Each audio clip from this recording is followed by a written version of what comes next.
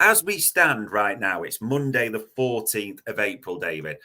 Liverpool can be Premier League champions by Sunday, the 20th of April.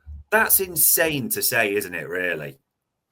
Yeah, it's crazy. I mean, at the start of the season, kind of who would have thought that, really? I mean, I had Liverpool down for finishing third this season. I thought that was probably the limit to the expectations. New manager coming in, not many signings to kind of massively change things from last season. So probably thought it's the third best team last year.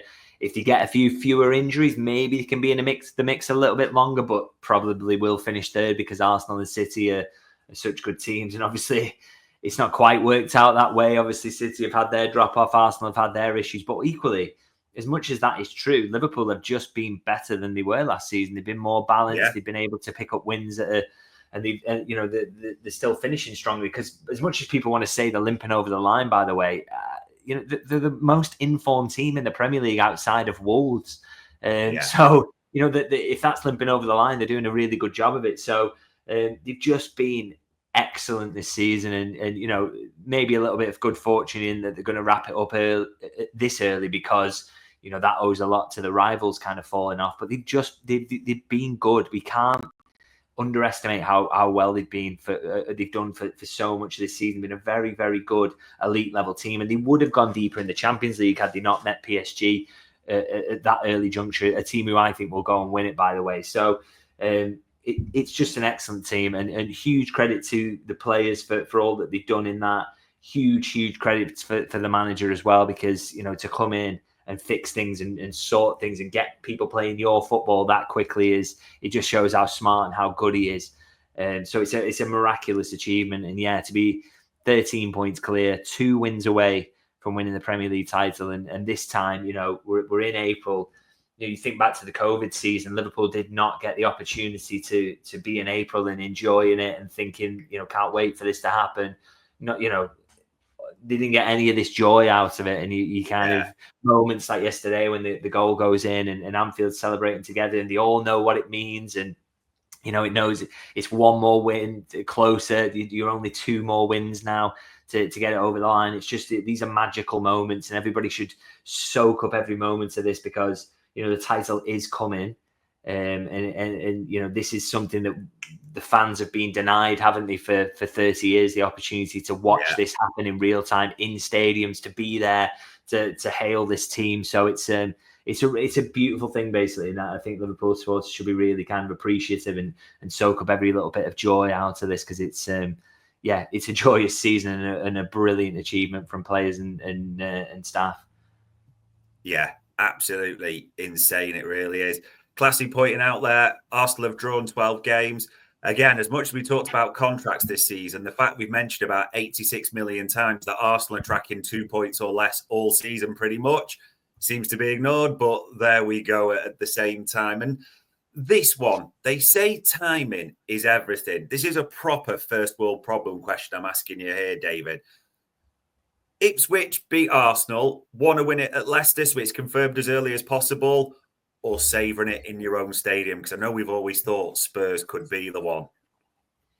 Yeah, I would still. I predicted Spurs, so I quite like it to be that. But also, I'd love Liverpool to have the opportunity to go and win it themselves, and to win that match against a Spurs side who I'm sure will be very accommodating on the day, judging by their form. That would be magic. But I mean, the problem you've got is that Arsenal play twice before then, don't they? And so. The rate that they drop points at, there's every opportunity or every chance, that they will drop points that will hand it to Liverpool before then. But I would love it to be Spurs, to have a packed Anfield to see it. But I suppose you can't be too picky at the end of the day. As long as Liverpool get over the line and win it, there's enough games left there where everybody can really, really enjoy it. So we'll see. It could be done by the weekend, which is absolutely crazy. Yeah, it does seem insane. And I mean, when you look at the league as well, it is Leicester next up. Sunday, it's the Super Sunday. Again, another one. Although I said we'd handpick West Ham where they are in the league, and then all their star players decided to show up. But Leicester, with the greatest respect to them, they really aren't the best team. They'd have been one of your handpicked for a run-in, wouldn't they? Yeah, I mean, one thing I want to say, and I mentioned this on YouTube yesterday on my match review, actually, is that, for all the talk that this is a poor quality Premier League, you've got a team who's 17th there in West Ham coming with Kudus, Bowen, Paquetá, all absolutely outstanding. I thought Wan-Bissaka played well. There's so much quality through a team that is literally on the cusp of the relegation zone. This league is, Wolves just ahead of them with Cunha. Strand Larsen's a very good player. Ait Nouri at left back there. Manchester United are terrible, but they have got some quality.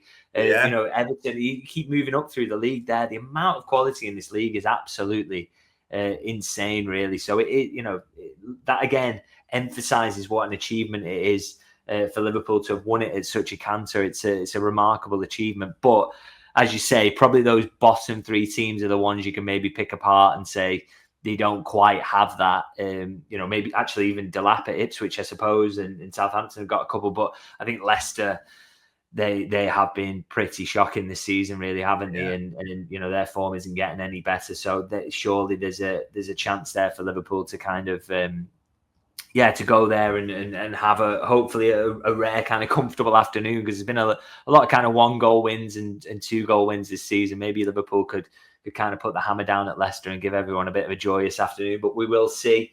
It's a handy looking fixture for the run in, and one that you think should hold no fears, and potentially the game where Liverpool get to seal the Premier League title. So let's see.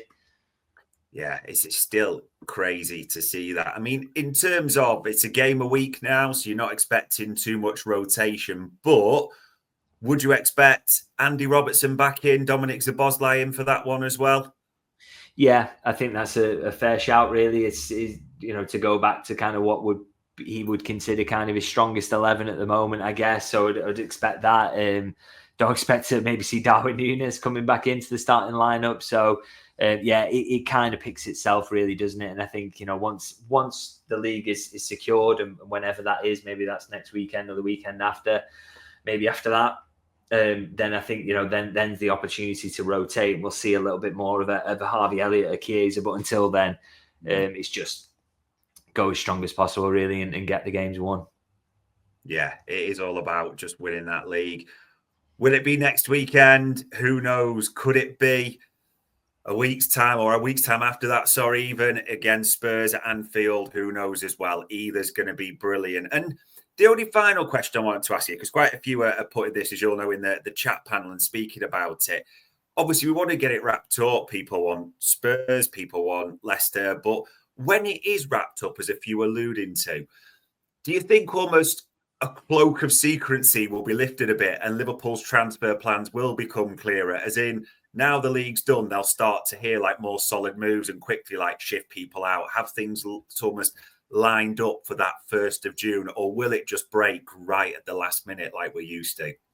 I think Liverpool operate so secretively, which is an absolute nightmare for us who cover the club, to be honest. So I don't think we'll be hearing too much. I think they'll still want to get to the end of the season before things really start to move in that first transfer window that opens. But what you can say is that it does give opportunity for they already do this, they already plan ahead regardless of what happens, but it really allows them to make kind of firm moves with the planning for next season and getting in touch with the players that they've identified and making sure they move forward with what they need to do there. It allows them to do that a little bit early because there's nothing left riding on the season. So it's not a bad position to be in terms of planning on building that. And I think it's fair to say we can expect a pretty, I try and avoid, I don't think I've ever promised this before, but I'm pretty certain we can expect a big summer from Liverpool, because there's just so many who could be going out, and that opens up the opportunity to spend and change the squad, and the manager wants to put his stamp on it as well.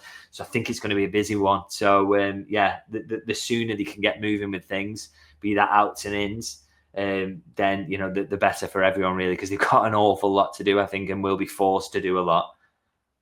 Yeah, and we'll be keeping an eye on it all, ladies and gents, hoping, almost expecting that some news breaks with the skipper this week. We'll see what develops there. We'll also see what develops in terms of Leicester game, Spurs at home. You will have your preferences on that. All we know for definite is number 20 beckons any time soon.